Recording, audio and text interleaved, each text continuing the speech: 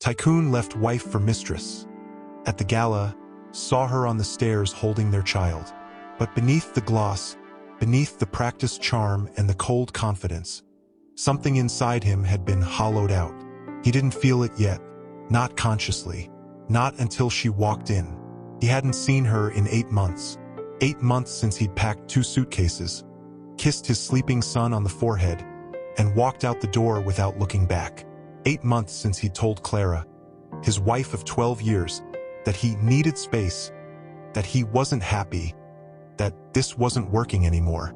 He hadn't shouted. He hadn't slammed doors. He'd been polite, clinical, as if dissolving a marriage was just another contract to terminate. He remembered the last thing she said to him, standing barefoot in their kitchen at 3 a.m., her eyes dry but her voice trembling. "You're not leaving me, Alexander. You're leaving yourself. And one day you'll realize it was the only part of you that was real." He'd scoffed, called it poetic nonsense. Now, standing beneath the chandeliers, Lillian's manicured fingers tracing patterns on his sleeve, he felt the echo of those words like a knife twisting in his ribs. And then there she was, at the top of the grand staircase. Clara, not broken, not diminished, not the ghost he'd imagined haunting his periphery. She was radiant, not with jewels or designer gowns, but with quiet strength. She wore a simple navy dress, her dark hair pulled back, no makeup except for the faintest touch of color on her lips. But it was her eyes, calm, clear, unflinching, that stopped his breath. And in her hand, small, trusting, beaming with joy, was their son, Noah, 6 years old, wearing a tiny navy blazer that matched his mother's dress. His curls bouncing as he skipped down the steps, utterly unaware of the seismic shift happening inside his father's chest. Alexander didn't move, couldn't. His glass of champagne slipped from his fingers, shattering on the marble with a sound like a gunshot. No one noticed, or if they did, they pretended not to. All eyes were on her, on them. Lillian's grip on his arm tightened. "Who is that?" she hissed, her voice laced with venom disguised as curiosity. He didn't answer, couldn't form words. Noah spotted him first. "Daddy!" The cry cut through the murmur of the gala like a bell. Pure, unfiltered, joyous. Alexander's knees nearly buckled. Noah ran, little polished shoes tapping against marble, arms wide, grin wider. He crashed into Alexander's legs, wrapping tiny arms around him with a force that knocked the air from his lungs. "Daddy, Daddy, you're here. Mommy said maybe we'd see you, and I didn't believe her, but you're here." Alexander dropped to one knee, his hands trembling as they cupped his son's face. He smelled like soap and cookies and childhood, the scent he'd forgotten, the scent he'd abandoned. "I'm here, buddy," he whispered, voice cracking. "I'm here." He looked up. Clara stood 3 steps above him, one hand resting lightly on the banister. She wasn't smiling, wasn't crying, wasn't angry. She was present, fully, devastatingly present. Her gaze locked onto his, no hatred, no pleading, no drama, just truth, the kind that doesn't need volume to be heard. Lillian stepped forward, forcing a smile. "Alexander, darling, who is this charming little man?" Alexander didn't look at her, couldn't tear his eyes from Clara. "That's my son," he said, the words thick in his throat. "And that's my wife." Lillian's smile froze. Ex-wife, surely. Clara descended the last steps. Slow, graceful, inevitable. She stopped beside Noah, resting a gentle hand on his shoulder. Her voice, when she spoke, was quiet, but it carried. "No," she said, eyes never leaving Alexander's. "Not ex to him, and not ex to the promises you made in front of God and everyone we loved. You can change your address, Alexander. You can change your bed, but you don't get to change what you are to him." The room had gone silent. Not officially. The music still played, the chatter still hummed, but around them a bubble of stillness had formed. People watched, some with pity, some with judgment, some with awe. Alexander stood, lifting Noah into his arms without thinking. The boy giggled, hugging his neck. "You smell different, Daddy." I know, buddy, Alexander murmured, pressing his face into his son's hair, breathing him in. I'm sorry. Clara didn't move, didn't reach for Noah, didn't demand anything. She simply watched, and in that gaze, Alexander saw every late night she'd waited up for him, every birthday party she'd planned alone, every tear she'd wiped from Noah's cheek when he asked, "Why doesn't Daddy call?" He wanted to beg, to fall to his knees, to promise the moon and the stars and every goddamn company he owned if she'd just forgive him. But she didn't want his money, didn't want his grand gestures. She wanted the man he used to pretend to be. The one who read bedtime stories, who held her hand during thunderstorms, who looked at her like she was the only woman in the world. And that man, he wasn't sure he still existed. Lillian tugged his sleeve. "We should go. This is uncomfortable." Alexander didn't respond. He couldn't. He was drowning in the ocean of Clara's silence. She leaned in slightly, close enough that only he could hear. "He still asks for you," she whispered. "Every night. He draws pictures of you. He saves you cookies. He believes in you, even when I stopped." Her voice broke, just for a second. "Just enough. I didn't bring him here to hurt you, Alexander. I brought him here because he deserves to see you. And you deserve to see what you walked away from." She turned to go. "Wait," he choked out. She paused, but didn't look back. "What do you want?" she asked softly. He opened his mouth, closed it. What did he want? Her back, her forgiveness, a second chance? He didn't know. All he knew was that the world he'd built, the penthouses, the private jets, the boardroom victories, felt like ashes in his mouth. "I want," he began, voice trembling. "I want to be his father." She turned then, slowly. Her eyes searched his, not for lies, not for manipulation, but for truth. "Then be one," she said. "Not when it's convenient, not when you're lonely, not when you need to feel like a good man again. Be one when he's crying. Be one when he fails his math test. Be one when he's angry at you. Be one when I'm not around to pick up your pieces." She reached out, not to touch him, but to gently pry Noah from his arms. The boy protested softly. "It's okay, sweetheart," she murmured. "Daddy and I are talking grown-up stuff." Noah pouted but obeyed, slipping his small hand into hers. Alexander watched them walk away. His wife, his son, his entire world, moving through the glittering crowd like a single unit of grace and resilience. He didn't chase them, didn't call out. He just stood there, empty-handed, hollow-chested, the applause of the gala ringing in his ears like mockery. Lillian grabbed his arm. "Let's leave. Now." He looked at her, really looked, for the first time that night. Saw the calculation in her eyes, the impatience, the hunger for status, not soul. He gently removed her hand. "No," he said. "You go." She stared at him, stunned. "What?" I said. He repeated, voice low but firm. "You go." She blinked. "Alexander, don't be ridiculous. This is a misunderstanding. We'll smooth it over." "There's nothing to smooth over," he interrupted. "That's my son. That's my wife. And I have a lot to fix." She laughed, sharp, brittle. "You're choosing them after everything we've built."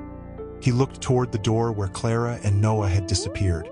"I didn't build anything with you," he said quietly. "I rented it, and the lease just expired." She stormed off, heels clicking like gunshots against the floor. Alexander didn't watch her go. He turned toward the exit, toward them, toward the only thing in his life that had ever truly mattered. Clara Vance doesn't glitter. She glows, and you only notice it when the noise fades, when the laughter dips, when the music softens, when the room holds its breath because he has seen her.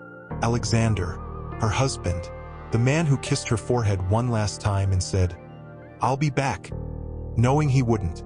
The man who traded 12 years of quiet love for the sharp perfume of a woman who never learned how to cry.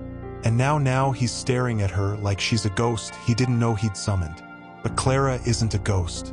She's flesh and bone and trembling hands hidden in the folds of her navy dress. She's the woman who woke up every morning for 12 years before the sun, brewing coffee just the way he liked it, black, one sugar, even when he forgot to say thank you. She's the woman who held his hand through his father's funeral, who memorized his favorite songs just to hum them when he was stressed, who canceled her own art show because he had a merger closing and needed her there. She's the woman who didn't scream when he left, didn't throw things, didn't post bitter rants online.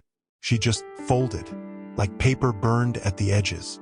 And then she unfolded again, not for him, for Noah, their son, the boy now skipping down the marble staircase beside her, blissfully unaware that this night will carve a canyon into his father's soul. You watch her descend those steps, slow, steady, like she's walking across ice, and you feel it, the weight, the grief, the quiet fury, the love that refuses to die even when it should. Her heels click softly against the marble, not the staccato of Lillian's impatient tapping, but the rhythm of a woman who has learned to walk through fire without flinching. Noah tugs her hand. Mommy, Daddy's here. Daddy's really here. Her breath catches. She doesn't look at Alexander yet. Not yet. She looks at her son, at his bright eyes, his dimpled grin, the way his curls bounce when he jumps. He's so happy, so trusting, so unaware that the man he's running toward is the same man who stopped calling, stopped visiting, stopped being there. She tightens her grip on his hand, not to hold him back, but to steady herself, because this was her idea. Not revenge, not drama, healing. She spent weeks debating it, lying awake at night, staring at the ceiling, Noah curled beside her, his small body warm against hers. Should I take him? Will it hurt him more? Will it break me? Her therapist said, he deserves to see his father. And his father, he deserves to see what he walked away from. So she bought the dress. Not expensive, not flashy, just beautiful. The color of midnight oceans and quiet strength. She curled her hair, put on lipstick. Not red, not bold, just the faintest rose. The same shade she wore on their wedding day. She didn't do it for Alexander. She did it for herself. To remind herself that she was still here, still standing, still worthy. And then she took Noah's hand and walked into the lion's den. Now Alexander is on his knees, literally, kneeling on the cold marble floor, arms wrapped around their son like he's afraid the boy will vanish if he lets go. And Clara, she watches. Her heart is a battlefield. One side screaming, run, protect him, shield him from this man who breaks promises like glass. The other whispering, let him see, let him feel it, let him know what he lost. Noah pulls back slightly, beaming up at his father. Daddy, I missed you so much. I drew you a picture. It's a dragon, and I saved you a cookie. Mommy said you like chocolate chip. Alexander's throat works. He can't speak. His eyes are wet, shining. Clara steps down the last step. The room is silent now. Not officially. The orchestra still plays. The guests still murmur. But around them a vacuum. A sacred, suffocating silence. Lillian, sharp, glittering, furious, steps forward. Alexander, darling, introduce us. Clara doesn't look at her. She looks at him, and when she speaks, her voice is soft, but cuts through the room like a blade through silk. That's my son, she says, and I'm his mother. Lillian's smile tightens. Charming, and you are... Clara finally turns to her. Just a glance. Cool, calm, devastating. I'm the woman he left, she says simply.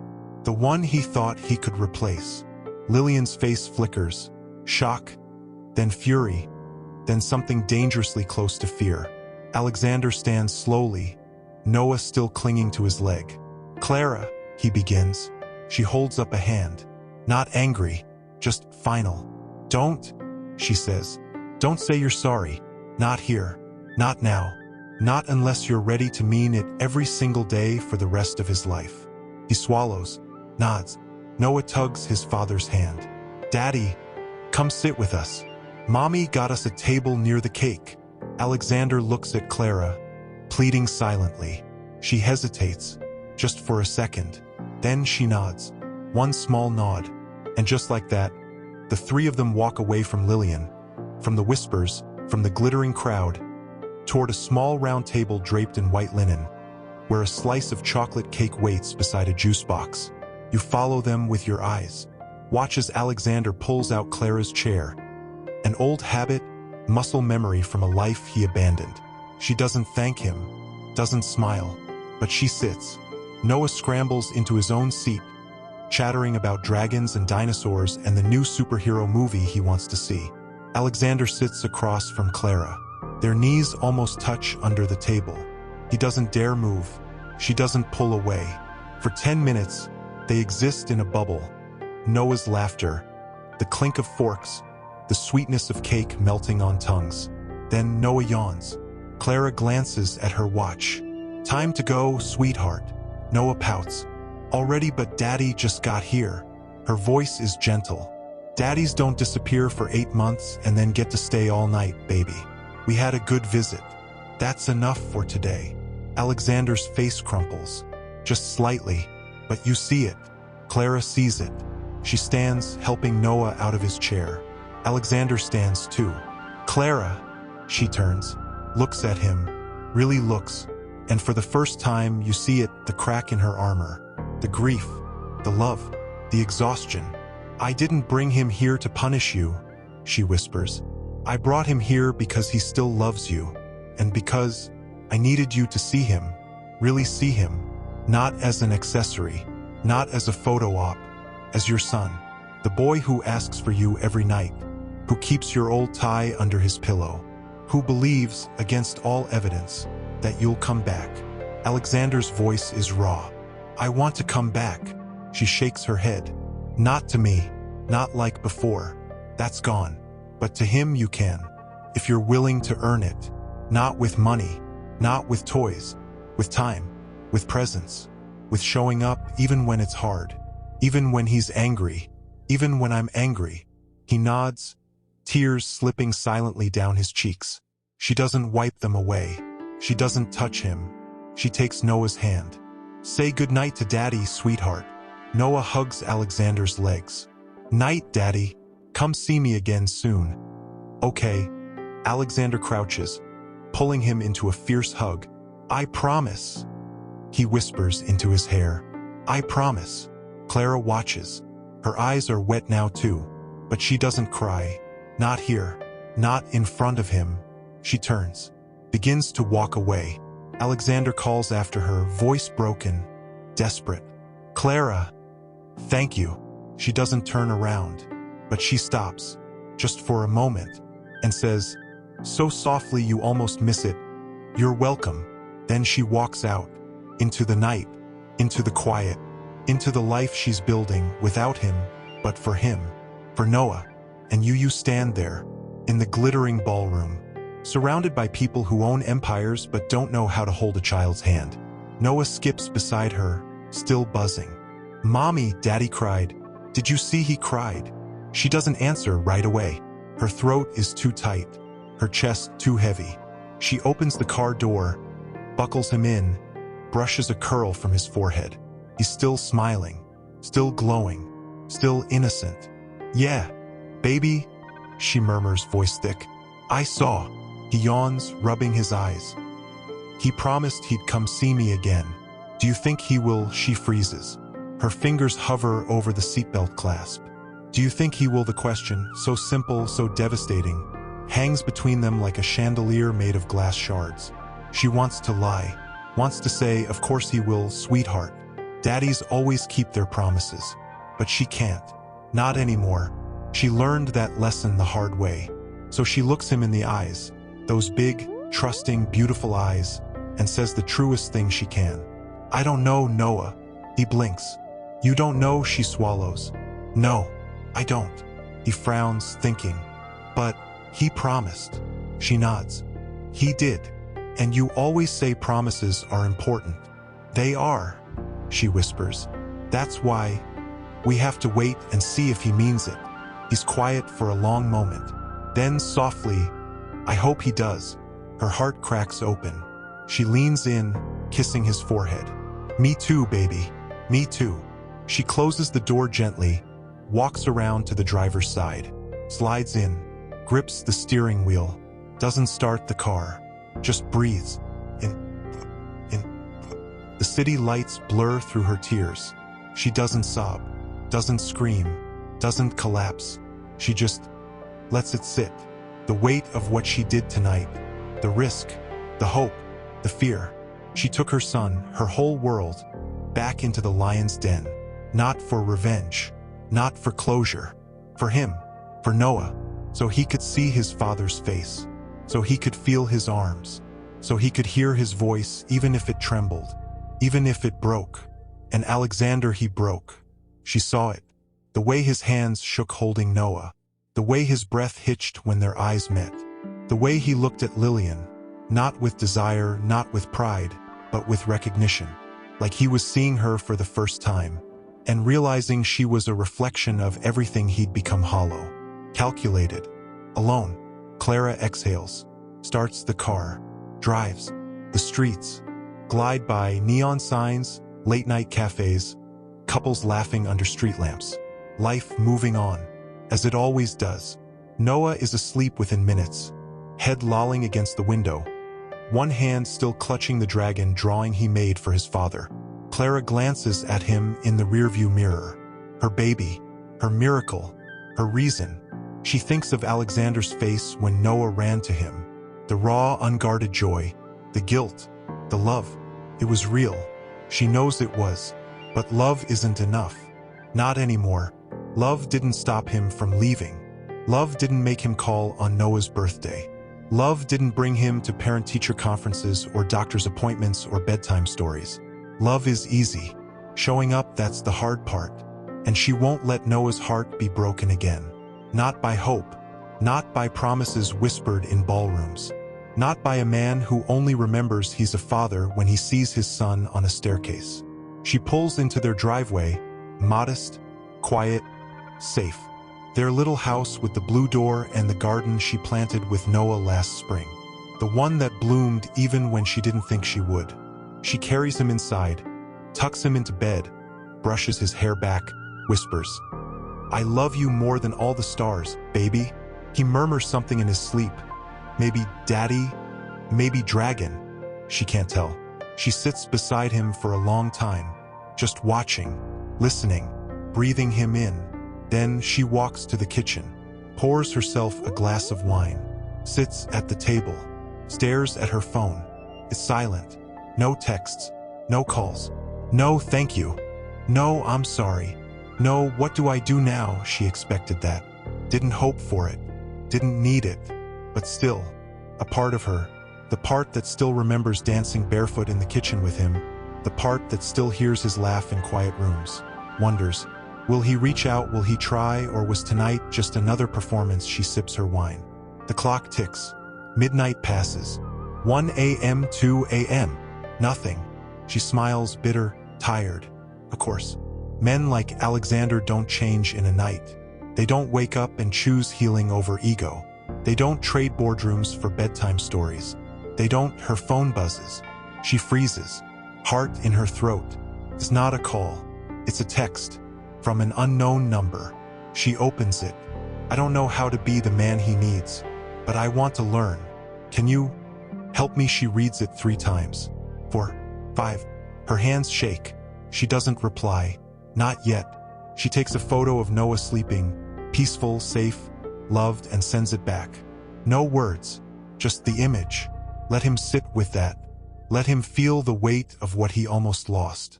Let him realize this isn't about him anymore. It's about Noah. And if he wants back in, he'll have to earn every second, every smile, every daddy. She sets the phone down, walks to the window, looks up at the sky, whispers to the stars, the same ones she promised Noah she loved him more than. Don't let him break his heart again. The wind answers with silence. But for the first time in 8 months she feels something. Not hope, not yet, but possibility. And that's dangerous, because possibility has teeth, and it bites. The next morning, Noah wakes up chattering. "Mommy, I had a dream Daddy took me to the zoo, and we saw lions and tigers and..." He stops, looks at her. "Do you think he'll call today?" She's making pancakes. Doesn't turn around. I don't know, sweetheart. But what if he doesn't? She flips a pancake. Then we'll have a great day anyway. He's quiet. Then what if he does? She turns. Smiles, real, warm, full of love. Then we'll see what he has to say. The doorbell rings. She freezes. Noah gasps. Is it Daddy? She walks to the door, heart pounding, opens it. It's not Alexander. It's a delivery man with a single red balloon and a note for Noah. Noah screams with delight, grabbing the balloon, hugging it like a treasure.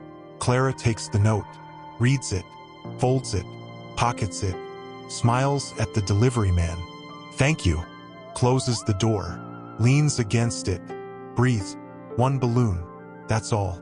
No grand gesture, no flowers, no apology letter, just a balloon for Noah. She watches her son dance around the living room, balloon bobbing above him, giggling like the world is still kind. And maybe, just maybe it is. Alexander doesn't sleep, not a single minute. He sits in his penthouse, empty, cold, echoing, staring at the ceiling, Noah's laughter still ringing in his ears. He replays every second, every word, every look Clara gave him. The way she didn't flinch, didn't beg, didn't break. She just was.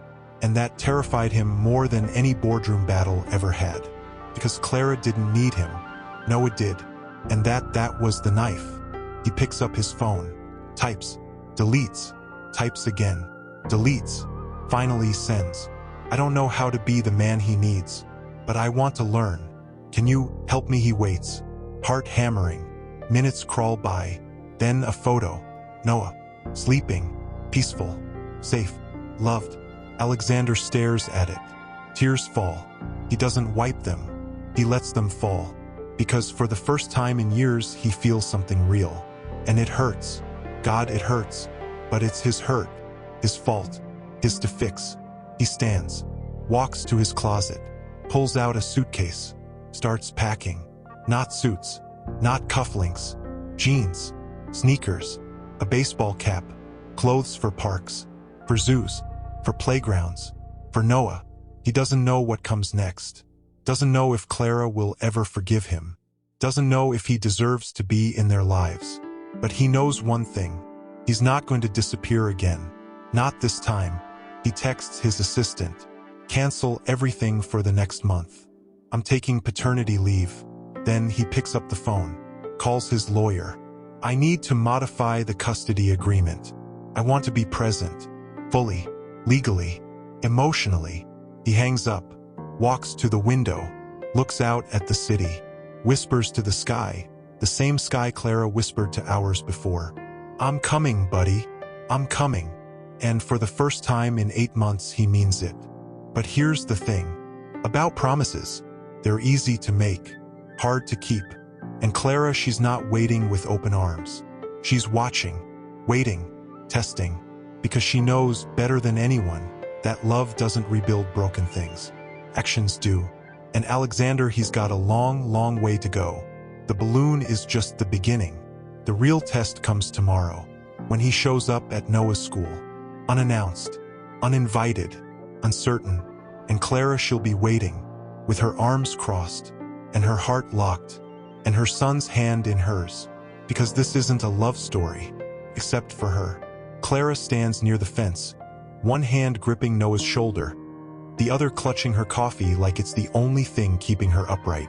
She doesn't scan the crowd, doesn't look for him, but she feels him, before she sees him, before she hears him, like a shift in the wind, a pressure in the air, a ghost stepping into sunlight.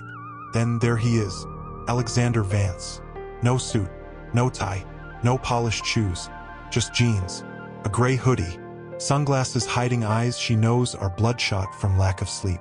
He's holding a paper bag, probably breakfast, probably something Noah likes, probably rehearsed this moment 100 times in his head. He doesn't approach right away, stands near the gate, hesitant, like a man at the edge of a cliff, unsure if the ground will hold. Noah sees him first. Daddy! The scream cuts through the playground noise like a siren. He breaks free from Clara's grip before she can react. sprinting across the asphalt, backpack bouncing, curls flying. Alexander drops to one knee, arms open. Noah crashes into him, hard. Alexander catches him, barely, laughing, breathless, overwhelmed. He hugs him so tight, like he's afraid gravity might steal him again. Clara doesn't move, doesn't smile, doesn't frown. She watches, calculating, measuring, testing, because this is the real test. Not the gala, not the balloon, not the text. This, the unglamorous, unscripted, unphotographed moment. The school drop-off. The ordinary. Can he handle ordinary? Can he stand in the rain without complaining? Can he remember Noah's shoe size? Can he sit through a parent-teacher meeting without checking his phone? Can he be boring? Can he be there? Alexander stands. Noah still clinging to his neck, chattering a mile a minute. Daddy, we're learning about dinosaurs today, and I get to be the T-Rex in the play. And Mommy said maybe you could come see it. Can you? Alexander looks up, meets Clara's eyes. She doesn't blink. He swallows, nods. I'll be there, buddy. Front row. Noah cheers. Alexander walks toward her. Slow, careful, like approaching a wild animal that might bolt. He stops a few feet away, hands Noah his backpack. Got your lunch, he asks, voice gentle. Yep. Mommy packed my favorite, peanut butter and banana. Alexander smiles, small, real, nervous. Good. That's my favorite too. Clara says nothing. He looks at her, really looks, takes her in. The dark circles under her eyes, the way she holds herself like she's bracing for impact, the quiet fury simmering beneath her calm. I didn't mean to surprise you, he says. I just wanted to walk him in, if that's okay. She doesn't say yes, doesn't say no, just nods once, sharp, clipped. He falls into step beside her as they walk toward the school doors. Noah bounces between them, swinging both their hands. It should feel natural. It doesn't. Feels fragile, like glass balanced on a wire. Inside the school, the hallway is lined with finger-painted masterpieces and construction paper alphabets. The smell of crayons and disinfectant. The sound of tiny sneakers squeaking on linoleum. Noah's teacher, Ms. Rivera, spots them and beams. Well, look who's here. Mr. Vance. We weren't expecting you. Alexander stiffens. Clara watches him, waiting to see if he'll flinch, if he'll correct her, if he'll say, actually, it's just Alexander now. We're divorced. He doesn't. He smiles. Surprise visit, he says. Hope that's okay. Ms. Rivera grins. Of course. Noah's been talking about you non-stop. Alexander's chest puffs, just slightly with pride. Noah tugs his hand. Daddy, come see my cubby. I decorated it with dinosaurs. He lets himself be dragged away. Clara and Ms. Rivera exchange a look. The teacher's smile softens. This is unexpected, but good. Really good. Clara doesn't answer, just watches Alexander kneel beside Noah's cubby, listening intently as his son points out every sticker, every drawing, every crumpled permission slip. He's not pretending, he's present, and that scares her more than his absence ever did. Because presence can be faked. For a day, a week, a month. But love, real love, it shows up when it's inconvenient, when it's messy, when it's hard. And Clara knows better than anyone that Alexander has never done hard. Not really. He's done expensive. He's done impressive. He's done winning. But hard, no. She walks over, stops beside him. Noah is showing him a clay sculpture, a lopsided T-Rex with 3 legs. Alexander is nodding seriously. This is museum quality, buddy. Seriously, the Louvre should call. Noah giggles. Clara clears her throat. Alexander looks up. Waits. She doesn't smile. Drop-off ends in 5 minutes, she says. You'll be late for your meeting. He doesn't flinch, doesn't check his watch, doesn't pull out his phone, just nods. I'll be late. She blinks. Didn't expect that.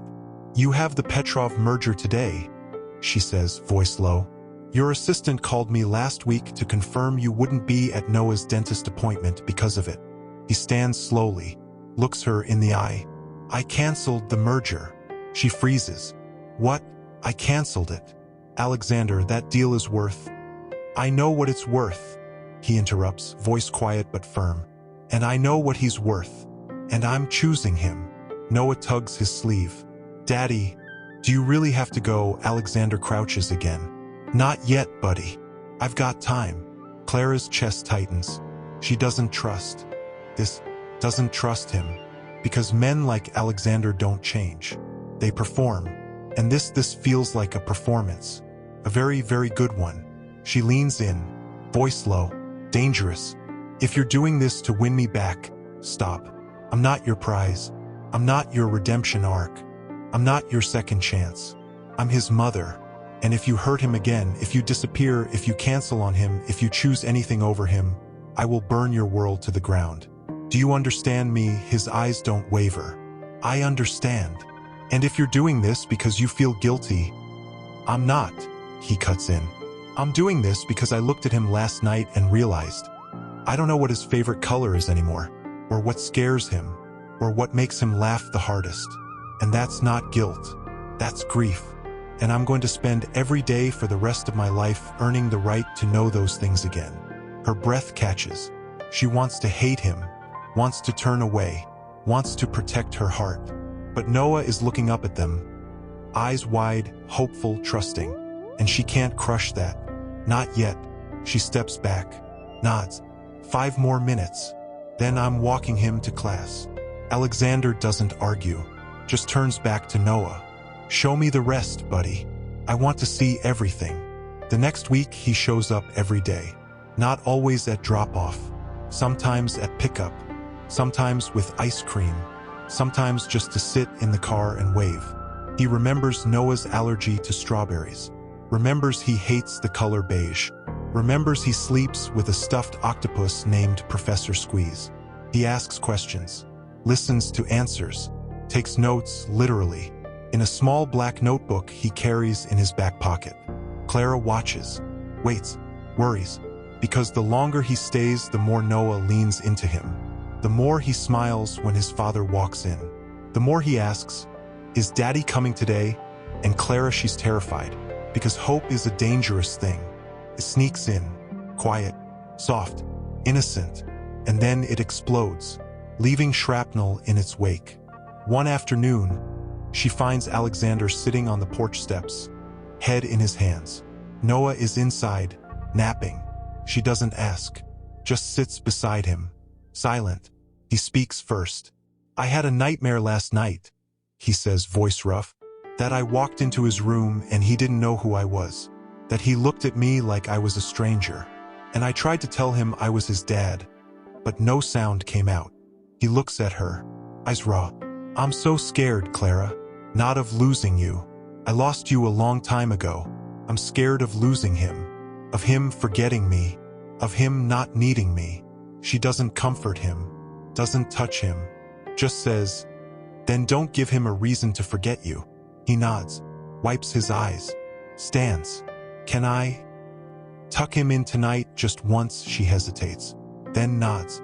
"One time." He smiles, small, grateful, trembling. "Thank you." That night, she watches from the doorway as Alexander sits on the edge of Noah's bed, reading The Very Hungry Caterpillar in a voice too soft, too careful, like he's afraid the words might break. Noah is half asleep, eyes fluttering, hand curled around his father's wrist. Alexander finishes the book, leans down, kisses his forehead, whispers, "I love you, buddy, more than all the stars." Noah murmurs, "Love you too, Daddy." Clara's breath catches, because that was real. No audience, no performance, no ulterior motive, just a father, loving his son.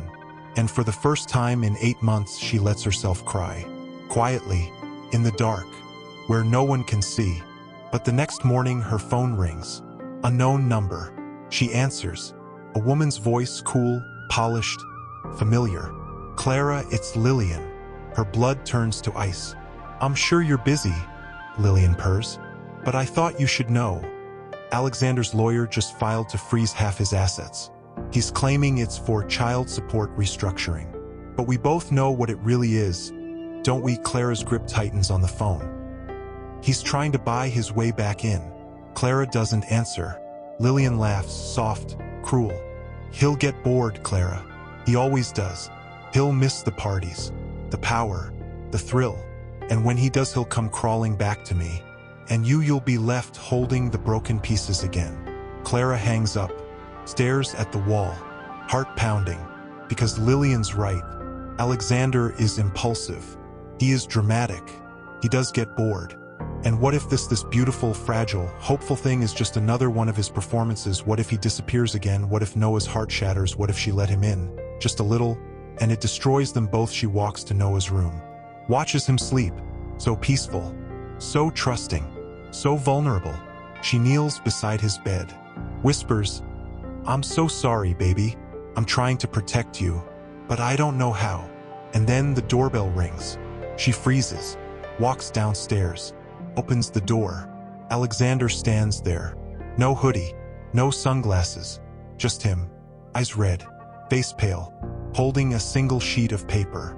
"I just found out," he says, voice shaking.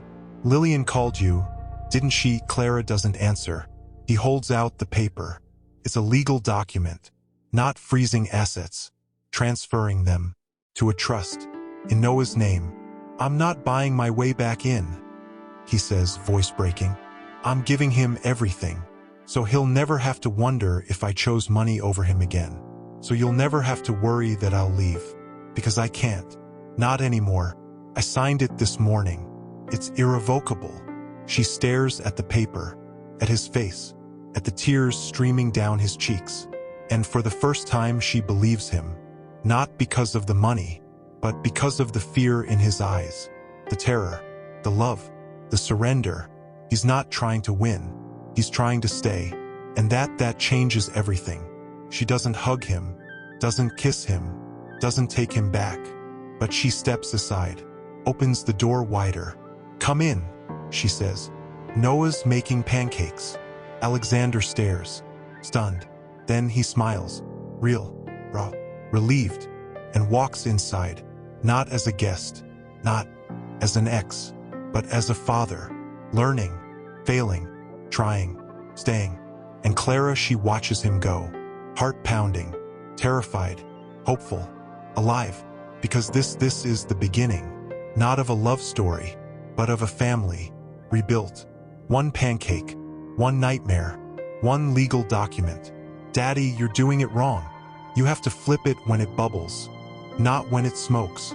Alexander grins, ruffling his son's curls. "I'm learning, buddy. Be patient with me."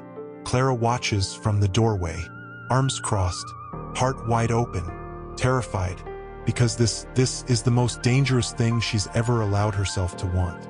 Not the money, not the apologies, not even the legal documents transferring half his empire into Noah's name. The ordinary, the messy kitchen, the sticky fingers, the mismatched socks, the way Alexander's voice softens when Noah mispronounces Tyrannosaurus, the way he doesn't check his phone, not once, even when it buzzes violently against the counter, lighting up with names Clara recognizes: board chair, CFO, legal team. He lets it ring, lets it die, picks up the spatula again.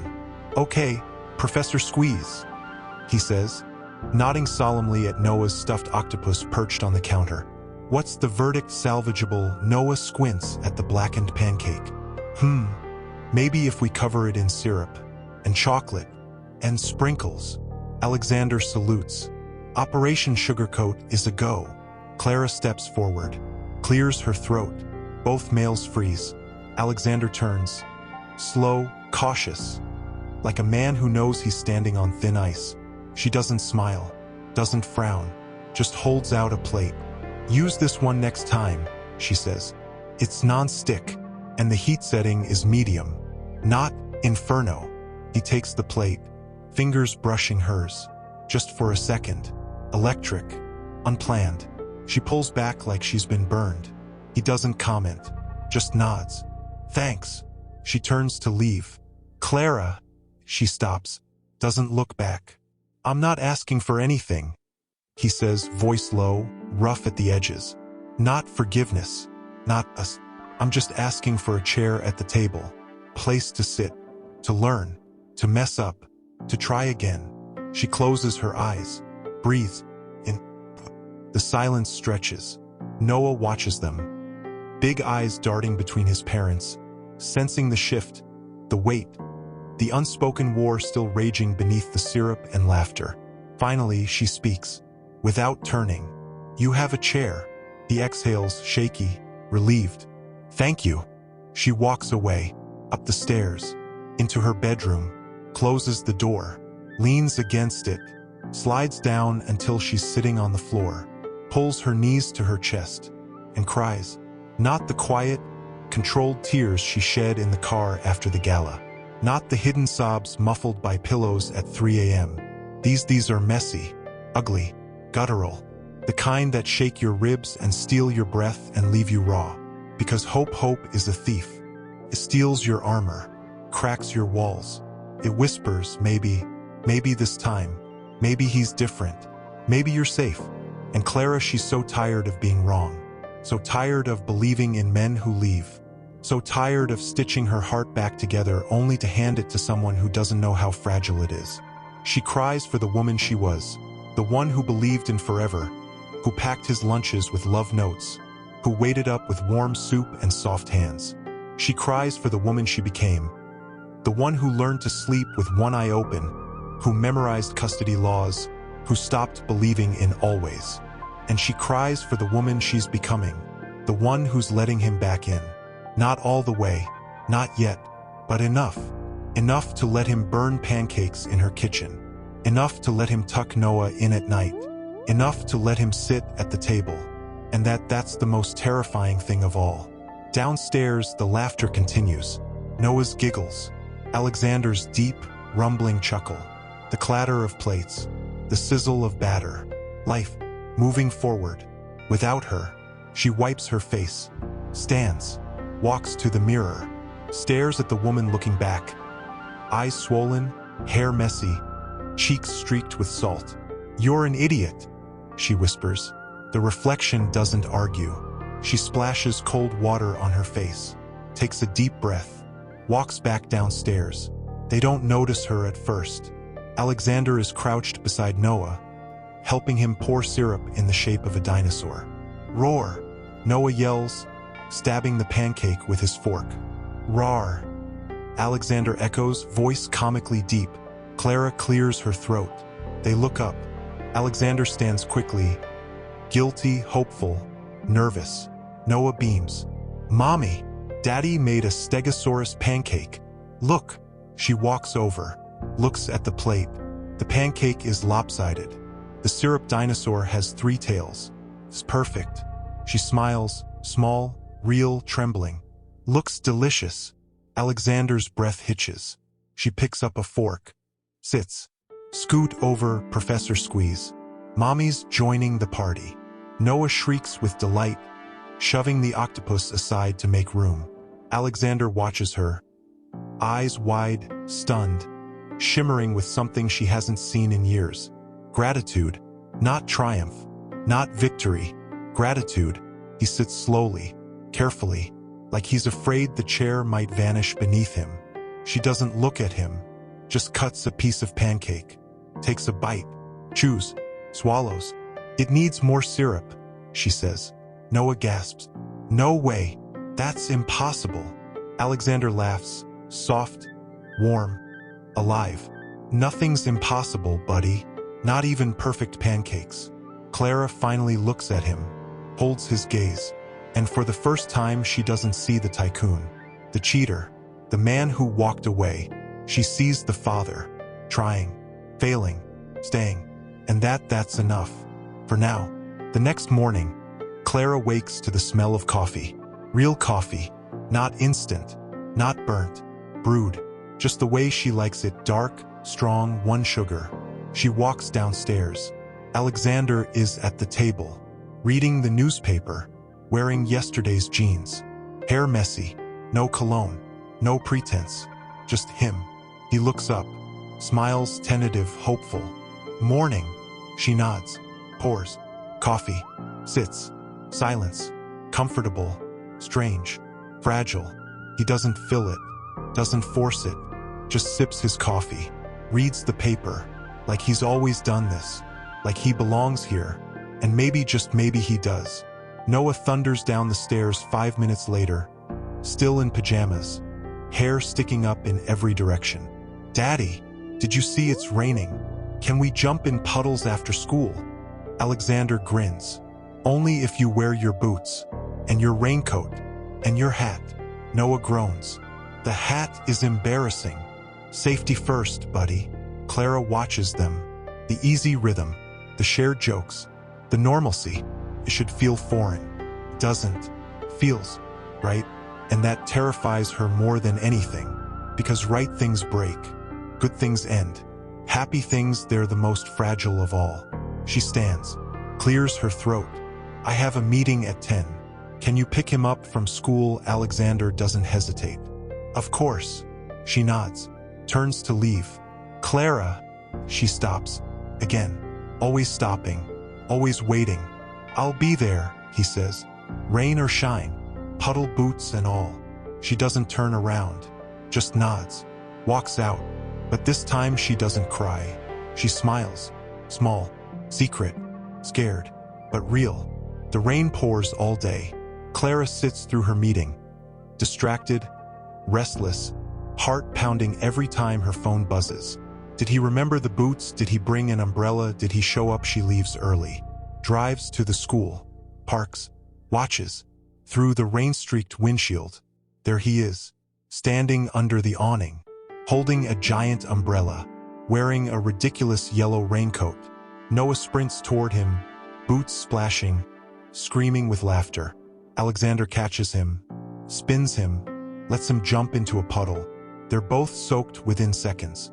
Noah is shrieking. Alexander is laughing loud. Free. Unguarded. Clara watches. Hand pressed to the glass. Tears mixing with rain on her cheeks. Because this is what she fought for. Not for herself. For him. Her son. Her whole world. Getting his father back. Not the ghost. Not the stranger. The man. The one who jumps in puddles. Who burns pancakes. Who shows up. Who stays. She doesn't get out of the car. Doesn't interrupt. Just watches. Memorizes. The way Alexander's eyes crinkle when he laughs. The way Noah's curls cling to his forehead. The way they fit together like they were always meant to be here. In the rain. In the mess. In the joy. And when they finally walk away, hand in hand, soaked to the bone, still laughing. Clara starts the car. Drives home. Starts dinner. And for the first time in 8 years she didn't know why. Until now. She hears the key turn in the lock. Her breath catches. The rain still drums against the windows. Steady, soothing, relentless. But inside, the air is thick, heavy, electric. The door opens. Laughter spills in first. Noah's, bright, bubbling, uncontainable. Then Alexander's, deeper, warmer, rough around the edges like he's forgotten how to laugh without guilt clinging to it. They stumble inside, soaked, breathless, dripping puddles onto the welcome mat Clara hasn't replaced since Noah was 2. Mommy, Daddy let me jump in every puddle, even the giant one near the bus stop. Clara turns from the stove, wooden spoon in hand, heart hammering against her ribs. Alexander stands there, hair plastered to his forehead, raincoat dripping, cheeks flushed from cold and joy.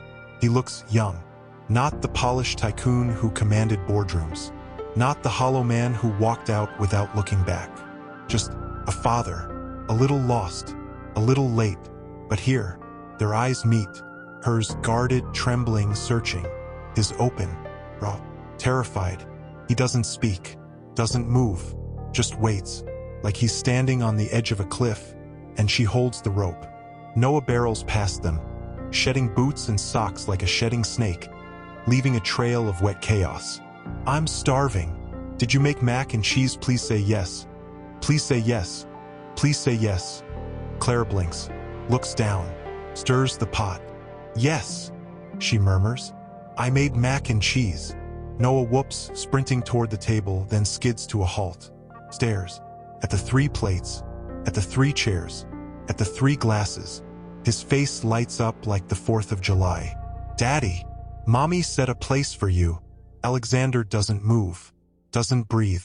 Clara still doesn't look at him, just ladles macaroni into bowls. "Go change," she says, voice low. "You're dripping on the floor." Noah doesn't move, just stares at the table like it's a miracle. "Go," she repeats, firmer. He finally bolts upstairs, screaming, "I'm changing fast so we can eat together." Silence. Thick, warm, terrifying. Clara turns off the stove, sets the spoon down, still doesn't look at him. "You can hang your coat in the hall closet," she says. "There's a dry towel on the shelf." He doesn't move. "Clara, just hang it up, Alexander, please." He exhales, shaky, unsteady, walks to the closet, hangs the coat, takes the towel, wipes his face, his hands, his hair, still watching her.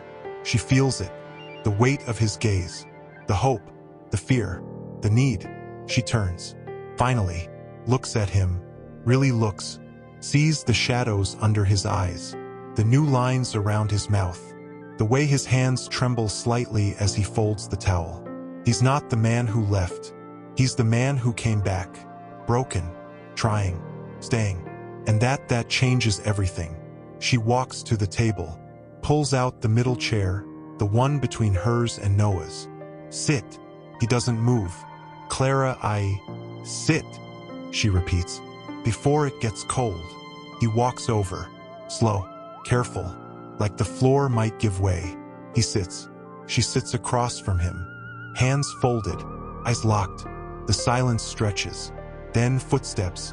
Noah thunders down the stairs, now in dry dinosaur pajamas, hair still damp, grin wide enough to split his face. He slides into his chair, looks at his father, looks at his mother, looks at the 3 plates. This is the best day ever. Clara's throat tightens. Alexander's eyes glisten. Noah doesn't notice. He grabs his fork, dives in. Mommy, this is the best mac and cheese. Even better than last time." Clara smiles, small, trembling. "Eat slower, baby. You'll choke." Alexander picks up his fork, hesitates, looks at her. "Thank you," he whispers. She doesn't answer, just nods. He takes a bite, closes his eyes, swallows. "It's perfect." She looks down, fights the tears, because it's not perfect. Nothing is. The mac and cheese is slightly overcooked. The table is scratched. The chairs don't match. The man across from her broke her heart. But Noah, he's happy. Truly, deeply, radiantly happy. And that's enough. For now. Dinner passes in a blur of chatter and clinking forks and Noah's endless stories about puddles and dinosaurs and the new kid in class who can do a backflip. Alexander listens. Really listens. Asks questions. Remembers names. Laughs at the right moments. Clara watches. Waits. Worries. Because this is the most dangerous part. The calm. The quiet. The normal. It's easy to show up for the big moments, the school plays, the hospital visits, the holidays. It's harder to show up for the Tuesday nights, the burnt dinners, the homework battles, the 3 a.m. nightmares. And Clara, she's waiting for the moment he realizes that. The moment he gets bored. The moment he leaves again. She clears the table, starts washing dishes. Alexander stands. "Let me." She doesn't argue, just steps aside. He rolls up his sleeves, starts scrubbing. Noah climbs onto a stool beside him, chattering about wanting to build a fort in the living room. Alexander nods. "After dessert, and only if you promise not to use all the couch cushions." Noah gasps. "Dessert?" Clara opens the fridge, pulls out a bowl of chocolate pudding. Noah shrieks. Alexander smiles, real, warm, alive. Clara sets the pudding on the counter. Their fingers brush. Again, electric, unplanned. She pulls back. He doesn't, just looks at her. Eyes soft, voice softer. "Thank you," he says again. "For tonight. For this." She doesn't answer, just hands him a spoon. "Help him build the fort. I'll clean up." He nods. takes Noah's hand. Come on, buddy. Operation Couch Cushion is a go. They disappear into the living room. Clara finishes the dishes, dries her hands, walks to the doorway, watches. Alexander is on his knees arranging cushions. Noah is bossing him around like a tiny general. No, Daddy. The blanket goes over the top. Not under. Alexander laughs. Yes, sir. Whatever you say, General Dino. Clara leans against the doorframe, heart pounding, terrified, hopeful, alive, because this is what she fought for. Not for herself. For him, her son. Getting his father back. Not the ghost. Not the stranger. The man. The one who builds forts. Who eats burnt pancakes. Who shows up. Who stays. And when Noah finally collapses into the fort, putting bowl clutched in his hands, Alexander stands. Walks over. Stops beside her. Silence. Then, "Can I stay tonight?" Her breath catches. She doesn't look at him. Just stares at Noah, already half asleep, chocolate smeared on his cheek, blanket pulled up to his nose. "I don't mean with you," Alexander adds quickly. "I mean on the couch, or the floor, or the bathtub. I don't care. I want to be here, in case he needs me, in case you need me." She finally looks at him, eyes searching, soul laid bare. He doesn't flinch, doesn't look away, just waits, like he's standing on the edge of a cliff, and she holds the rope. She swallows, nods. "One night." He exhales, shaky, relieved. "Thank you." She walks away, up the stairs, into her bedroom, closes the door, leans against it, slides down, pulls her knees to her chest, and cries, not because she's sad, not because she's scared, but because she's hopeful. And hope is the most dangerous thing of all. Hours later, the house is quiet. Noah is asleep. The fort still stands.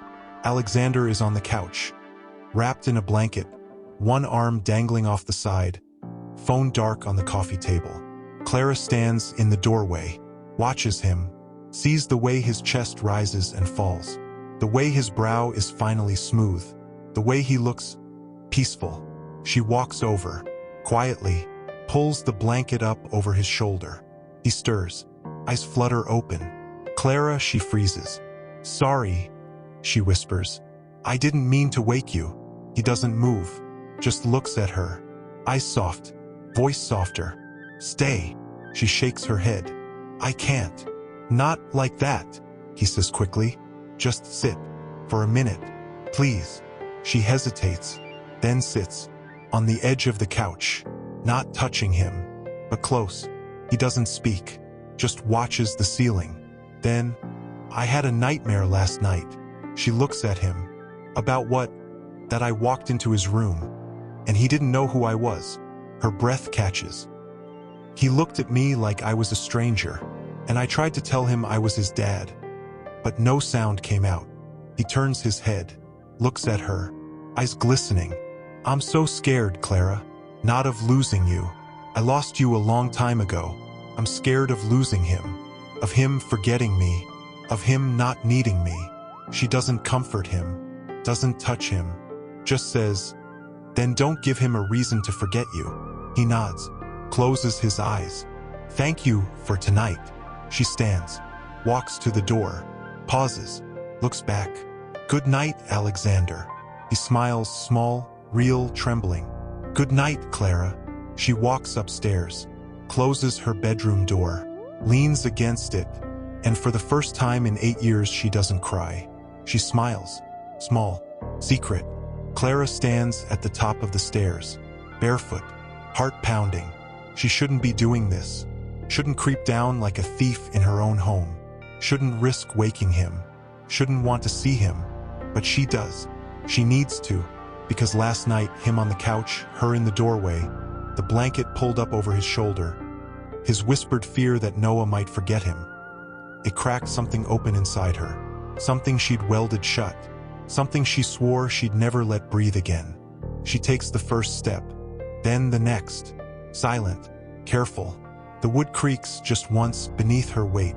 She freezes, listens. Nothing. Just the hum of the refrigerator, the sigh of the wind against the window, the steady, even rhythm of his breathing from the living room. She reaches the bottom step, pauses, peers around the corner. There he is, Alexander, curled on the couch, one arm dangling off the edge, blanket tangled around his legs, phone dark on the coffee table, hair messy, face relaxed, peaceful, vulnerable. She walks closer, stops beside him, watches. His chest rises, falls, rises, falls. No tension in his jaw, no furrow in his brow, no armor, just him, the man she fell in love with, before the boardrooms, before the betrayals, before the leaving. She reaches out, almost touches his hair, pulls back, clenches her fist, turns away, starts back toward the stairs. Clara, her name, whispered, rough with sleep, stops her cold. She doesn't turn around. Go back to sleep, Alexander. I'm awake now. She exhales, shaky, unsteady. Then go get water, or read, or stare at the ceiling. I'm going to bed. Wait. She doesn't. Takes another step. Please. She stops, closes her eyes, breathes in. What do you want, Alexander? He sits up slowly, rubs his face, swings his legs over the edge of the couch, looks at her, not with hunger, not with guilt, with need. I want to know if this is real. She turns, frowns. What, this? He says, gesturing between them. The table, the mac and cheese, the fort, the staying. Is it real or is it just for Noah? Her throat tightens. She doesn't answer. He stands, takes a step toward her, stops, like he's afraid she'll vanish if he gets too close. I need to know, he says, voice breaking, because if this is just for him, I'll take it. I'll be grateful for it. I'll show up every day, every night, every puddle, every burnt pancake, every dinosaur drawing, and I'll never ask for more. He swallows, eyes glistening. But if there's even a chance that it could be for us too, I need to know, so I can hope, so I can try, so I can fight for it. She stares at him, heart hammering, terrified, because hope is a thief, and Alexander he's stolen from her before. She turns away, walks to the window, stares out at the rain. It's not for us, she says, voice low. It's for him, only him. He doesn't move, doesn't speak. She hears him exhale, slow, shattered. Then footsteps, moving away, toward the door. Her breath catches. He's leaving. Again, she whirls around. Where are you going? He stops. Hand on the doorknob. Doesn't look back. To my car. To my empty apartment. To my silent penthouse where no one asks if I remembered to eat. Where no one leaves a light on. Where no one cares. He turns. Eyes wet. Voice trembling. You said it's not for us. So I'll go. But I'll be back tomorrow. And the next day. And the next. Because he matters. More than my pride. More than my pain. More than my fear. He opens the door. Cold air rushes in. Rain whispers against the porch. She doesn't move. Doesn't speak. Just watches. As he steps into the night. As the door closes behind him. As the silence settles back over the house. She walks to the window. Watches him walk to his car. Head down. Shoulders slumped. Defeated. Not angry. Not dramatic. Just broken. She presses her hand to the glass. Whispers, "Come back." He doesn't hear. Gets in the car. Starts the engine. Pulls away. She sinks to the floor. Wraps her arms around herself. And cries. Not for herself. For him. For the man who finally learned how to love. And showed up. Only to be sent away. Again. Morning. Gray. Rain still falling. Clara sits at the kitchen table. Coffee cold. Eyes swollen. Noah thunders down the stairs. "Mommy, is Daddy coming for breakfast?" She doesn't answer. Just stares at her mug. Noah frowns. "Mommy, where's Daddy?" She swallows. "He went home last night." Noah's face falls. "Oh." He climbs onto his chair. picks at his cereal. Quiet, too quiet. Clara's heart cracks. She stands, grabs her keys. Put on your boots, baby. Noah looks up. Where are we going? She forces a smile. To get your dad. The penthouse is cold, sterile, lifeless. Clara rings the bell. No answer. Rings again. Still nothing. Noah tugs her hand. Maybe he's sleeping, she knocks. Hard. Alexander. Open the door. Silence. Then footsteps. The door opens. Alexander stands there. Hair messy. Eyes bloodshot. Wearing yesterday's clothes. He stares at her. Stunned. Clara, Noah, what? She pushes past him. Walks inside. Looks around. The place is immaculate. Cold. Empty. No photos. No toys. No life. Just glass and steel and silence. She turns. Looks at him. You forgot your jacket. He blinks. What, last night? You left in the rain. You forgot your jacket. He stares at her. Confused. Lost. She walks back to him. Holds out a folded hoodie. The one he wore yesterday. The one Noah spilled syrup on. The one that smells like pancakes and rain and home. I brought it, she says, voice trembling. Because you'll need it. It's still raining. He doesn't move. Just stares at the hoodie. At Noah. Peeking around her leg. Eyes wide. Hopeful. Mommy said we're taking you to breakfast. Noah says softly. At the diner. With the chocolate milk. Alexander's breath hitches. He looks at Clara. Eyes searching. Soul laid bare. Why she doesn't smile. Doesn't cry. Just holds his gaze. Because you were right. He frowns. About what? She steps closer. Voice low. Fierce. About hope. About fighting. About us. She swallows. Tears glistening. It's not just for him anymore. It's for us too. If you want it. If you're willing to fight for it. Every day. Even when it's hard. Even when I'm angry. Even when you mess up. He doesn't move. Doesn't breathe. Just stares. She reaches out. Takes his hand. Places the hoodie in it. Come home, Alexander. He closes his eyes. Tears slip down his cheeks. He nods. Just once. Broken. Grateful. Alive. Okay. Noah shrieks with joy, launching himself at his father's legs. Alexander catches him, laughing, crying, holding on like he'll never let go. Clara watches, heart pounding, terrified, hopeful, alive, because hope is a thief. But sometimes couples laughing. The smell of grease and syrup and burnt coffee hangs thick in the air, comforting to some. To Clara, it's suffocating. She sits across from Alexander in a cracked vinyl booth. Noah squished between them, already smearing chocolate milk across the table with his straw. Alexander hasn't stopped smiling. Not since they left the penthouse. Not since he climbed into her car. Still in yesterday's clothes, eyes red-rimmed, hoodie clutched like a lifeline, and whispered, "Thank you." Not since Noah fell asleep against his shoulder on the drive over.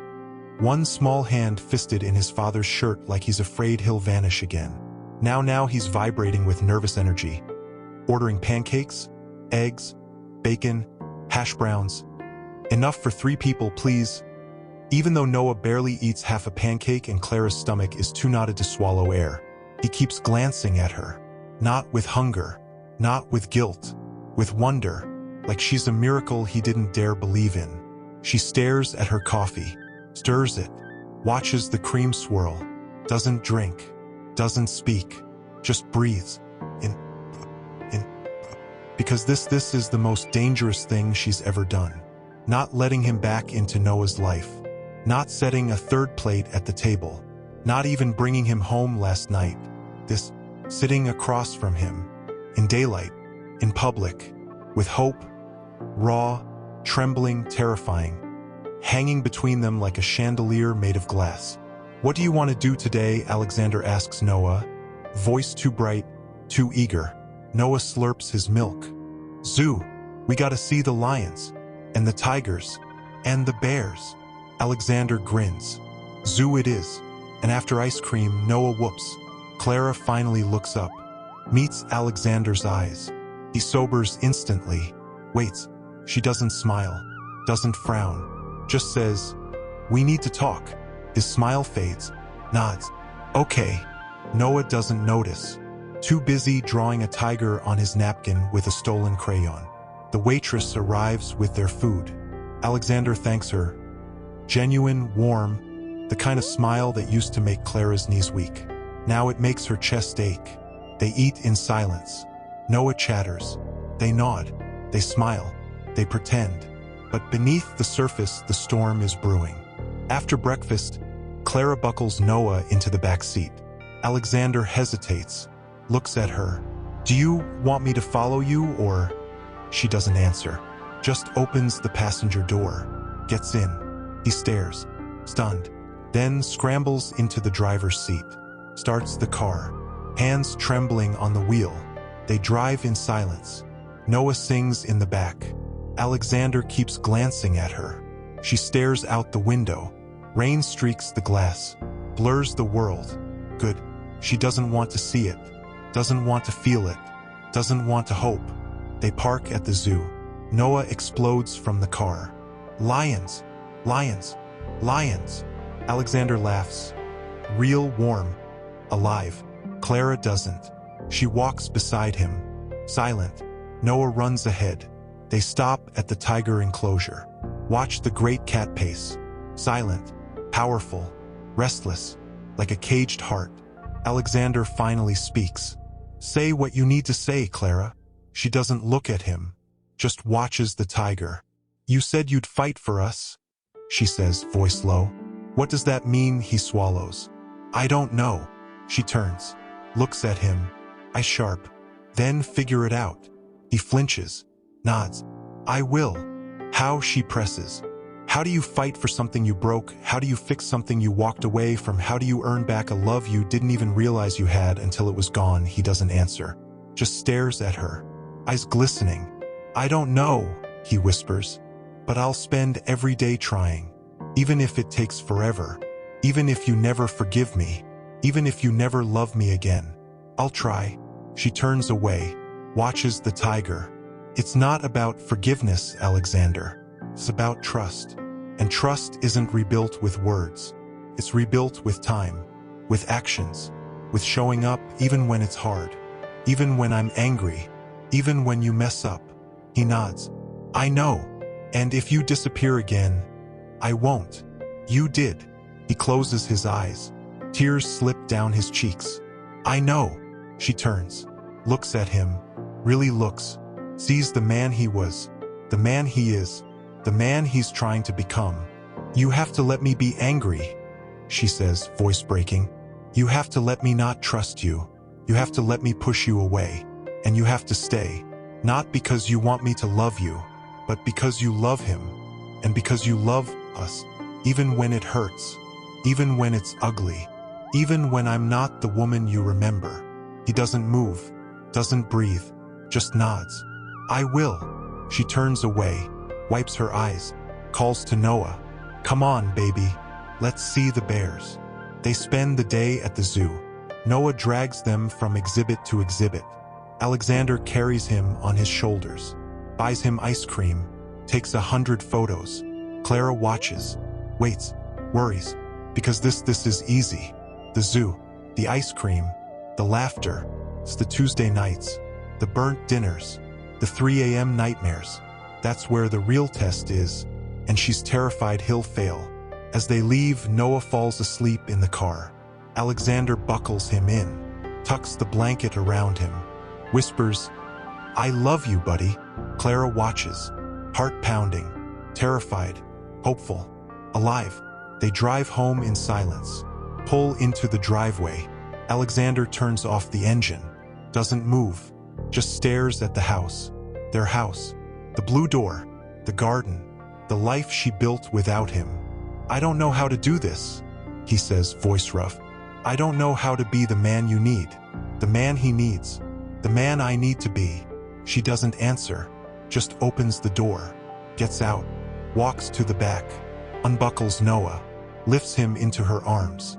He's heavy, warm, safe. She walks to the door, stops, Looks back. Alexander is still in the car, watching her. Eyes wide, scared, hopeful. She doesn't smile, doesn't wave, just says, "Come inside." He doesn't move, just stares. "Clara, come inside," she repeats. "You're not sleeping in your car tonight, or your penthouse. You're sleeping on the couch. Again. And tomorrow we'll figure out the rest." He exhales, shaky, unsteady, nods, gets out, walks to her, stops, looks at Noah, then at her. "I'm scared," he whispers. She doesn't touch him, doesn't comfort him, just holds his gaze. "Good. You should be." He nods, follows her inside. That night, Clara lies in bed, staring at the ceiling, listening to the quiet, to the rain, to the soft creak of the couch as Alexander shifts in his sleep. Her phone buzzes. Unknown number. She picks it up. Text from Lillian. "He'll get bored, Clara. He always does. He'll miss the parties, the power, the thrill. And when he does, he'll come crawling back to me. And you'll be left holding the broken pieces again." Clara stares at the screen, heart pounding, terrified. Because Lillian's right. Alexander is impulsive. He is dramatic. He does get bored. And what if this beautiful, fragile, hopeful thing is just another one of his performances? What if he disappears again? What if Noah's heart shatters? What if she let him in? Just a little. And it destroys them both. She gets out of bed, walks downstairs. Alexander is asleep on the couch. Blanket tangled around his legs. One arm dangling off the edge. Peaceful, vulnerable, real. She walks over, stops beside him, watches. His chest rises, falls, rises, falls. She reaches out, almost touches his hair, pulls back, turns away, starts back upstairs. "Clara," her name, whispered, rough with sleep, stops her cold. She doesn't turn around. "Go back to sleep, Alexander." "I can't." She exhales, shaky, unsteady. "Why not?" "Because I'm scared." She turns, looks at him, eyes searching, soul laid bare. Of what he sits up slowly, rubs his face, swings his legs over the edge of the couch, looks at her, not with hunger, not with guilt, with need, of failing you, of failing him, of not being enough, of losing you again, of not knowing how to be the man you deserve. She doesn't move, doesn't speak, just watches. He stands, takes a step toward her, stops, like he's afraid she'll vanish if he gets too close. "I don't know how to do this," he says, voice breaking, "but I want to learn. With you, for us, if you'll let me." She stares at him, heart hammering, terrified, because hope is a thief, and Alexander he's stolen from her before. She turns away, walks to the window, stares out at the rain. "It's not about being enough, Alexander. It's about being there, even when it's hard, even when I'm angry, even when you mess up." He doesn't move, doesn't speak, just waits. She turns, looks at him, eyes glistening, voice trembling. "Stay." He freezes. "Clara, not on the couch," she says, voice breaking. "In the bed, with me. Not like that. Just stay. Tonight, please." He doesn't move, doesn't breathe, just stares. She walks over, takes his hand, leads him upstairs, into the bedroom, pulls back the covers, gets in, pats the space beside her. He doesn't move, just stares. "Alexander," she whispers, "please." He exhales, shaky, unsteady, nods, gets in, lies beside her, not touching, but close. She turns off the light, closes her eyes, whispers, "Good night." He doesn't answer, just reaches out, takes her hand, holds it, tight, like he'll never let go. She doesn't pull away, just squeezes back, and for the first time in 8 years she doesn't cry. She smiles, small, secret, scared, but real, because hope is a thief. But sometimes it gives back. Not demanding, just there, heavy with sleep, with trust, with something she hasn't felt in 8 years. Presence. She doesn't move, doesn't breathe, just lies there, heart pounding, terrified, because this is the most dangerous thing of all. Not the zoo, not the pancakes, not even the whispered stay last night. This, waking up beside him, in the quiet, in the soft, in the fragile, terrifying normal. His breath is warm against the back of her neck. Slow, steady, peaceful. She closes her eyes, fights the tears, because she doesn't know what this means, doesn't know if it's a beginning or just another beautiful, temporary lie. She shifts, just slightly. His arm tightens, just slightly. He murmurs something, soft, sleepy, unintelligible. Then, stillness. She exhales, slowly, carefully, turns, just enough to see his face. Eyes closed, brow smooth, lips slightly parted. No tension, no armor, just him, the man she fell in love with. Before the boardrooms, before the betrayals, before the leaving. She reaches out, almost touches his cheek, pulls back, clenches her fist, turns away, gets out of bed, quietly, carefully, like a thief stealing peace. She walks to the bathroom, closes the door, leans against it, slides down, pulls her knees to her chest, and cries. Not because she's sad, not because she's scared, but because she's hopeful. And hope is the most dangerous thing of all. Downstairs, Noah is already awake, sitting at the kitchen table, coloring, humming. Alexander is at the stove, wearing an apron, burnt, flour-dusted, laughing as he flips a pancake. "Okay, Professor Squeeze," he says, nodding at the octopus perched on the counter. "What's the verdict, salvageable?" Noah squints.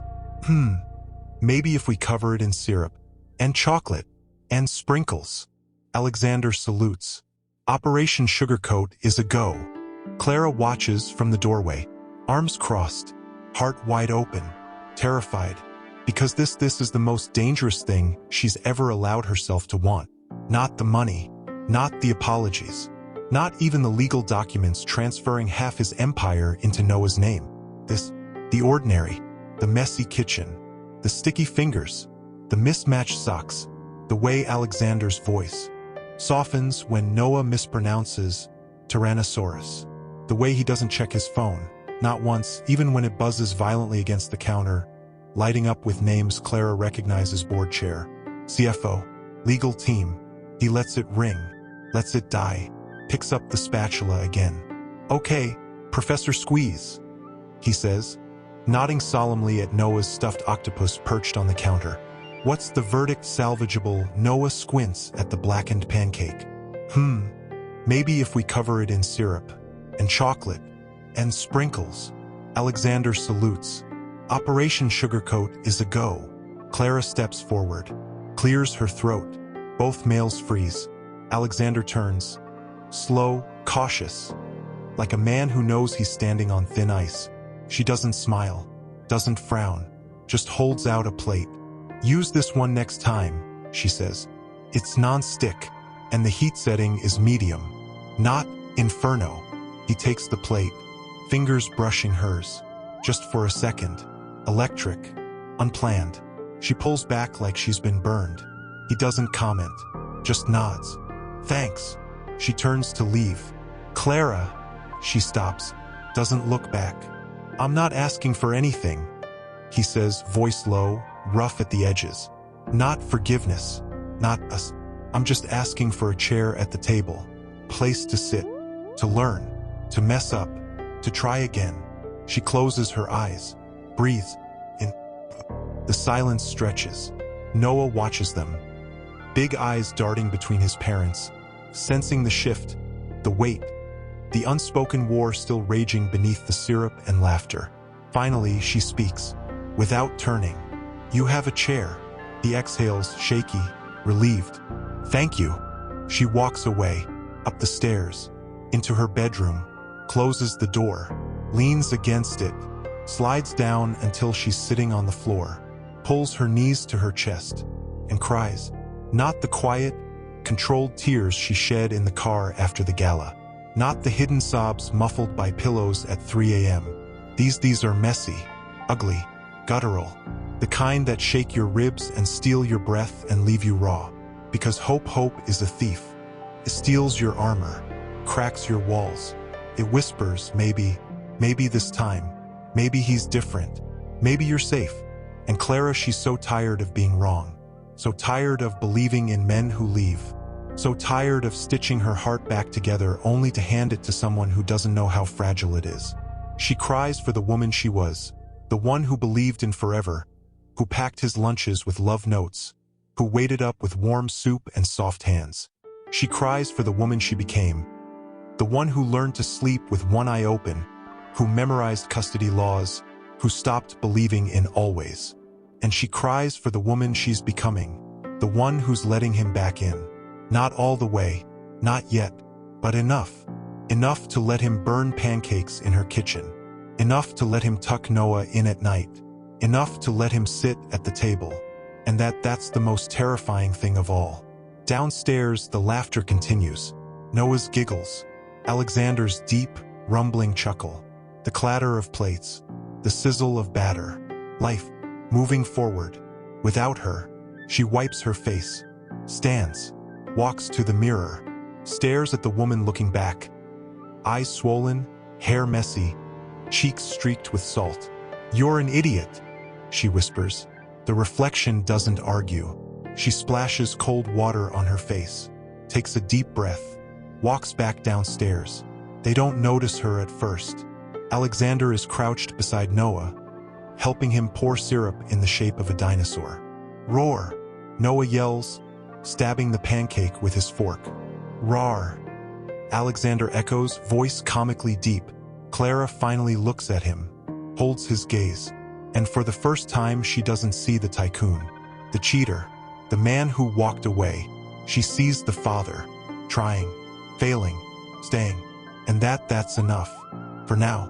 The next morning, Clara wakes to the smell of coffee. Real coffee, not instant, not burnt, brewed, just the way she likes it, dark, strong, one sugar. She walks downstairs. Alexander is at the table, reading the newspaper, wearing yesterday's jeans. Hair messy, no cologne, no pretense, just him. He looks up, smiles, tentative, hopeful. "Morning," she nods, pours coffee, sits, silence, comfortable, strange, fragile. He doesn't fill it, doesn't force it, just sips his coffee, reads the paper, like he's always done this, like he belongs here, and maybe, just maybe he does. Noah thunders down the stairs 5 minutes later, still in pajamas, hair sticking up in every direction. "Daddy, did you see it's raining? Can we jump in puddles after school?" Alexander grins. "Only if you wear your boots, and your raincoat, and your hat." Noah groans. "The hat is embarrassing." "Safety first, buddy." Clara watches them. The easy rhythm, the shared jokes, the normalcy. It should feel foreign. It doesn't. Feels right. And that terrifies her more than anything. Because right things break. Good things end. Happy things, they're the most fragile of all. She stands, clears her throat. "I have a meeting at 10. Can you pick him up from school?" Alexander doesn't hesitate. "Of course." She nods, turns to leave. "Clara." She stops. Again, always stopping, always waiting. "I'll be there," he says. Rain or shine, puddle boots and all. She doesn't turn around, just nods, walks out. But this time she doesn't cry. She smiles, small, secret, scared, but real. The rain pours all day. Clara sits through her meeting, distracted, restless, heart pounding every time her phone buzzes. Did he remember the boots? Did he bring an umbrella? Did he show up? She leaves early, drives to the school, parks, watches, through the rain-streaked windshield. There he is, standing under the awning, holding a giant umbrella, wearing a ridiculous yellow raincoat. Noah sprints toward him, boots splashing, screaming with laughter. Alexander catches him, spins him, lets him jump into a puddle. They're both soaked within seconds. Noah is shrieking. Alexander is laughing loud, free, unguarded. Clara watches, hand pressed to the glass, tears mixing with rain on her cheeks. Because this is what she fought for. Not for herself. For him, her son, her whole world. Getting his father back. Not the ghost, not the stranger. The man, the one who jumps in puddles, who burns pancakes, who shows up, who stays. She doesn't get out of the car, doesn't interrupt, just watches, memorizes. The way Alexander's eyes crinkle when he laughs. The way Noah's curls cling to his forehead. The way they fit together like they were always meant to be here. In the rain, in the mess, in the joy. And when they finally walk away, hand in hand, soaked to the bone, still laughing. Clara starts the car, drives home, starts dinner. Dangerous. Behind her, the living room is warm with lamplight and laughter. Noah is sprawled on the rug, crayons scattered like fallen stars, drawing what he swears is a super dragon with laser eyes and a jetpack. Alexander sits cross-legged beside him, sleeves rolled up, hair still damp from the rain, offering unsolicited and spectacularly bad artistic advice. No, buddy, the jetpack goes on the back. Otherwise, how's he gonna fly? But Daddy, he's magic. He doesn't need physics. Alexander laughs. Deep, warm, unguarded. The kind of laugh that used to make Clara's stomach flip. Now it makes her chest ache. She turns off the faucet, dries her hands, watches them, father and son, head to head, crayon to paper, whispering conspiratorially about dragon armor and ice cream rewards. It's beautiful. It's terrifying. Because beauty breaks, love leaves, and happy endings they're written by people who've never had to rebuild from ashes. She walks over, sits on the arm of the couch. Noah doesn't look up. Mommy, look, Dragon Zord is gonna save the zoo from the evil monkeys. She smiles. He's magnificent, baby. Alexander glances up, meets her eyes, holds them. No words, just presence. She looks away first, stands. I'm going to bed. Noah pouts. Already, but we're not done. You can finish tomorrow, she says, voice soft. Daddy will help you. Alexander's breath hitches just slightly. She doesn't look at him, just walks upstairs, into the bedroom, closes the door, leans against it, listens, to the laughter drifting up the stairs, to the rain against the glass, to her own heartbeat. Too loud, too fast, too afraid. She changes into pajamas, brushes her teeth, stares at herself in the mirror. You're going to get hurt again, she whispers. The woman in the mirror doesn't argue. She climbs into bed, pulls the covers up, closes her eyes, tries to sleep, can't, because the house is too quiet now. Noah must have gone to bed.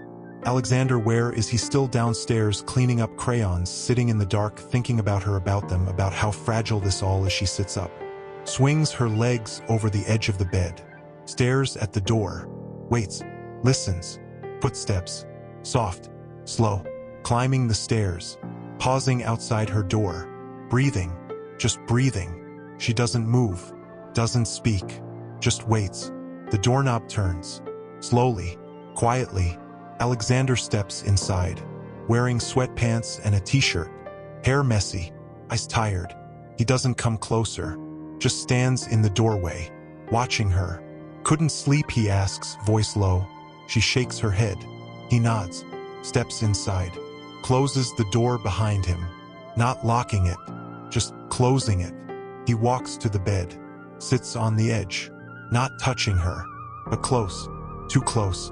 I keep waiting for you to change your mind, he says, staring at his hands. To wake up and realize this is a mistake, that I'm a mistake. She doesn't answer, just watches him. He swallows, looks at her, eyes glistening. I don't blame you if you do. I wouldn't blame you if you sent me away tomorrow, or the next day, or the day after that. I'd go, but I'd come back, every time, until you told me not to. Her throat tightens. She doesn't speak. He reaches out, slowly, carefully, takes her hand. She doesn't pull away. His fingers are warm, calloused, real. I'm not the man I was. he whispers. I don't want that man back. I want this, you, him. Even if it's messy, even if it's hard, even if you never forgive me, I want to be here, with you, for him, for us. She closes her eyes. Tears slip down her cheeks. He doesn't wipe them away, doesn't try to fix it, just holds her hand, tight, like he'll never let go. I'm scared, she whispers. He nods. I know. I'm scared you'll leave again. I won't. You did. I know. I'm scared I'll let you back in, and you'll break me again. He exhales, shaky, unsteady. I know. She opens her eyes, looks at him, really looks, sees the man he was, the man he is, the man he's trying to become. I don't know how to do this, she says, voice breaking. I don't know how to trust you. I don't know how to love you again. I don't know how to be with you. He doesn't move, doesn't speak, just holds her gaze. I don't know either, he whispers, but I'll learn. With you, for us, if you'll let me. She doesn't answer, just squeezes his hand. He doesn't move, doesn't breathe, just waits, like he's standing on the edge of a cliff, and she holds the rope. She lies back, pulls the covers up, pats the space beside her. He doesn't move, just stares. Alexander, she whispers. Please. He exhales, shaky, unsteady, nods, gets in, lies beside her, not touching, but close. She turns off the light, closes her eyes, whispers, good night. He doesn't answer, just reaches out, takes her hand, holds it, tight, like he'll never let go. She doesn't pull away, just squeezes back. And for the first time in 8 years, she doesn't cry. She smiles, small, secret, scared, but real, because hope is a thief. But sometimes it gives back. And this time she's not letting go. Morning comes too soon. Gray light bleeds through the curtains. The bed is warm, too warm. Clara wakes to the weight of an arm across her waist. Not possessive, not